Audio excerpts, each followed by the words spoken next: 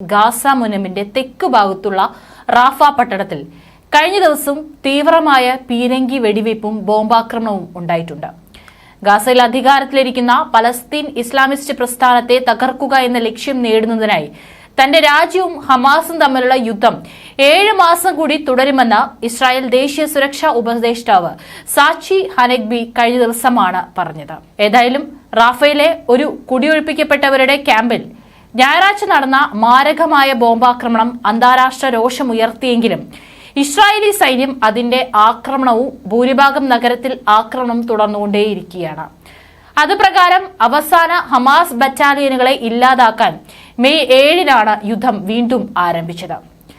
നഗരത്തിന്റെ കിഴക്ക് ഭാഗത്ത് പ്രവർത്തനം ആരംഭിച്ചതിനു ശേഷം അത് പടിഞ്ഞാറോട്ടും പുരോഗമിച്ചു. 3 ആഴ്ചകൾക്കുള്ളിൽ ഏകദേശം 1 ദശലക്ഷത്തോളം ആളുകളുടെ പലായനത്തിലേക്ക് നയിച്ചു.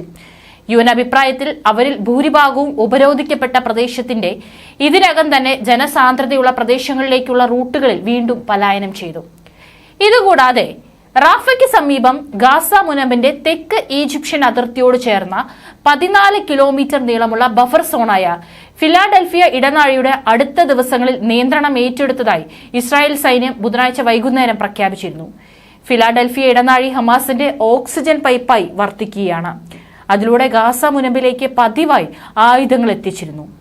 ഇസ്രായേലി സൈനിക വക്താവ് റിയർ അഡ്മിറൽ ഡാനിയൽ ഹഗാരി പറഞ്ഞു. ഈജിപ്തും ഗാസ മുനമ്പിനുമിടയിൽ ക്രോസിംഗിൽ നിന്ന് ഏകദേശം 100 മീറ്ററോളം നീളമുള്ള 1.5 കിലോമീറ്റർ നീളമുള്ള റാഫയുടെ കിഴക്ക് അതിവിപുലമായ ഒരു ഭൂഗർഭ തീവ്രവാദ അടിസ്ഥാന സൗകര്യം സൈന്യം കണ്ടെത്തിയതായും അദ്ദേഹം കൂട്ടിച്ചേർത്തു. 8 മാസത്തിലെത്തിയ ഇസ്രായേൽ ഹമാസ് യുദ്ധത്തിൽ നിർണായകമായേക്കാവുന്ന നീക്കമാണിത്.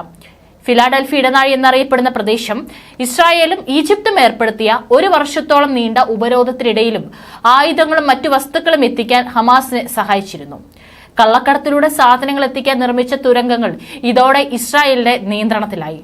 ഇടനാഴി പിടിച്ചെടുക്കുന്നത് ഈജിപ്തുമായുള്ള ഇസ്രായേലിന്റെ ബന്ധത്തെ സങ്കീർണമാക്കുമെന്നും വിലയിരുത്തപ്പെടുന്നു. ഏറ്റെടുക്കൽ ഈജിപ്തിനെ അറിയിച്ചതായി ഇസ്രായേലും പറഞ്ഞിരുന്നു. ഇസ്രായേലിന് മുൻപ് അജ്ഞാതമായിരുന്ന ചിലതും ഉൾപ്പെടെ 20ഓളം തുരങ്കങ്ങളും ഈ തുരങ്കങ്ങളിലേക്കുള്ള 82 പ്രധാന പോയിന്റുകളും ഓപ്പറേഷനിൽ കണ്ടെത്തിയതായി സൈന്യം അറിയിച്ചു.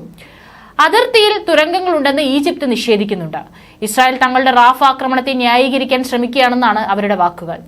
ഇസ്രായേൽ സൈന്യം ഏറ്റെടുത്തതിനു ശേഷം പലസ്തീൻ പ്രദേശത്തിനും ഈജിപ്തിനും ഇടയിലുള്ള ഒരേയൊരു ക്രോസിംഗ് പോയിന്റായ റാഫ അതിർത്തി പോസ്റ്റിലൂടെയുള്ള മാനുഷിക സഹായ വിതരണം ചെയ്യുന്നത് തടഞ്ഞതിന് കെയ്റോയും ഇസ്രായേലും പരസ്പരം കുറ്റപ്പെടുത്തുന്നു. മെയ് 1 പലസ്തീൻ ഭാഗത്ത് നിയന്ത്രണം ഏറ്റെടുത്തു. ഏതാണ്ട് 8 മാസത്തെ യുദ്ധത്താൽ തകർന്ന ഗാസ മുനമ്പിലെ ജനങ്ങൾക്ക് അത്യന്തം ആവശ്യമുള്ള സഹായത്തിന്റെ പ്രവേശനത്തിന് ഈ ക്രോസിംഗ് പോയിന്റ് നിർണായകമാണ്. മറ്റു വഴികളിലൂടെ ഉൽപ്പന്നങ്ങൾ ഡ്രാബുകളിലും പ്രവേശിക്കുന്ന പ്രദേശത്തെ പട്ടിണിയുടെ അപകട സാധ്യതയെക്കുറിച്ച് യുഎനും എൻജിഒകളും പതിവായി മുന്നറിയിപ്പ് നൽകുന്നു.